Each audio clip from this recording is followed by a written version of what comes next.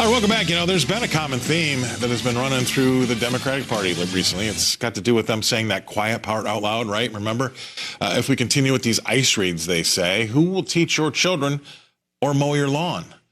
Those are the jobs that they say Americans just won't do. Well, how about this, though? An ICE raid last week at the Glen Valley Foods meatpacking plant in Omaha, Nebraska, resulted in at least 75 illegals detained out of 150 total workers. So with the plant losing so many workers at the same time, the concern was that it would have to shut down immediately. Well, the company is now engaged in a hiring frenzy, and they're getting a lot of positive response. Despite the claim that manufacturers will collapse without migrants, plant bosses admitted that the packing plant immediately received over 100 new applications, and only 5 of the potential employees were immigrants. Now, this Omaha example helps debunk the claims by Democrats that illegal migrants are an integral part of the U.S. economy that the country can't live without, right?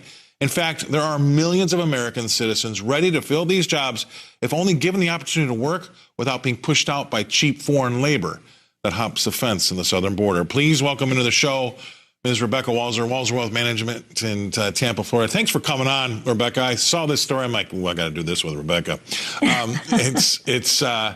It debunks that claim that everybody's always just taken as verbatim, but it's not the case.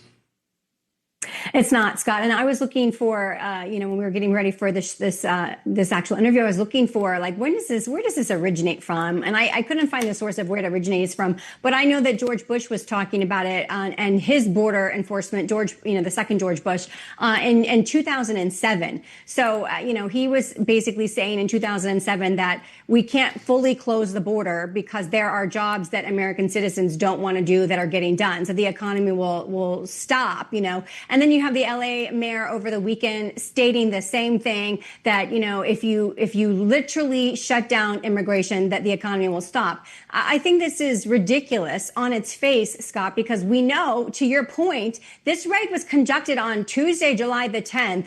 That Thursday, the 12th, their waiting room was full of American applicants for these jobs. So here's the bottom line. What you have is a legal question. I always find the legal question in everything. And what you have here is a legal question. Are these current employers paying these current migrants that are illegally in the United States minimum wage? And if the answer is yes, then we do have Americans that are willing to work for the minimum wage. If the answer is no, that's a completely different situation. And you've got employment law violations, on its face, that you might say, well, these are illegals and they're not reporting it. But, I did some research on this. Some of these people have worked there at this plant, according to the plant managers, 15 years. So I have a really hard time believing that a business in the state of Nebraska is not complying with employment law and getting away with it for 15 years. What I'm suggesting, Scott, is that they are paying minimum wage and then Americans will take these jobs. And frankly, we're just being told by the people in the know and the powers that be that Americans won't take these jobs. Therefore, we have to leave our border open. And they beat it down your throat, so you ultimately will, if you hear it enough, you'll start to believe it. How about this, though? I mean, this is what I've always thought is a really odd situation. The left stands for, they used to at least, the worker, the working class, the laborer in the country.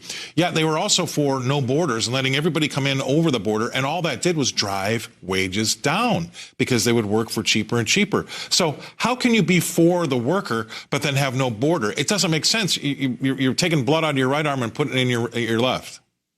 You're absolutely right. And this goes to my point. You cannot have a lax border and enforce a minimum wage at the same time and not have your country basically go. So that's what I'm saying. If these employers are paying minimum wage, and these are jobs that Americans will take, especially now, Scott. Let's just focus for a second on AI. That is going to take so many people out of the workforce. We can't be as picky as we were possibly, 10 years ago. The world is changing. AI is changing everything on its face. And there's going to be a lot of people that are finding their way sort of outside the exit door stage left, and they're going to have to calibrate their entire lives. So I am so tired of hearing that Americans don't want these jobs, and yet 2 days after this is the largest immigration enforcement action in Nebraska in I think over a decade. So literally, you're saying they don't want the jobs, and yet 2 days later, their waiting room is full of Americans applying for the jobs. Like, come on, close the border. And let's not forget that we still have 1 million people coming in legally every year. It's not like the border is legally closed. They still have immigration. And then we have all the HB1 visa program. We have a ton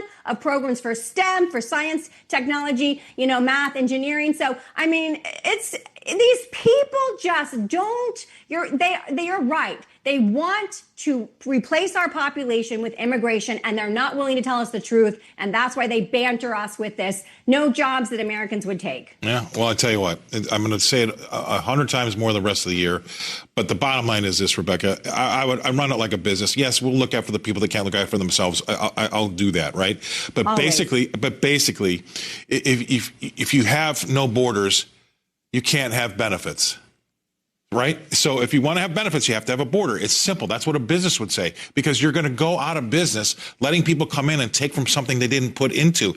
That's just basic math. And I don't understand why these big blue cities don't understand that. I know I've said it on your show before, Scott, but we cannot fit the population of 8 billion people in the United States of America. And when you realize you can't fit the entire world's population on your continent, then you have to have border rules and who can come and who can't. And those rules have to be enforced. Period. End of story. It's so simple. I mean, as everybody wants to have that one big tent or one big melting pot, at some point in time, somebody's got to pay for something. I think we've kind of melted. I think that we're purely homogenizely melted together now. We're all good there. All right. I'm going to end it on that because I'm smiling. That's great stuff as usual. Always love to have you on. See you again next week. Have safe travels, Rebecca. Rebecca Walser. Thank you. Walser with Management coming to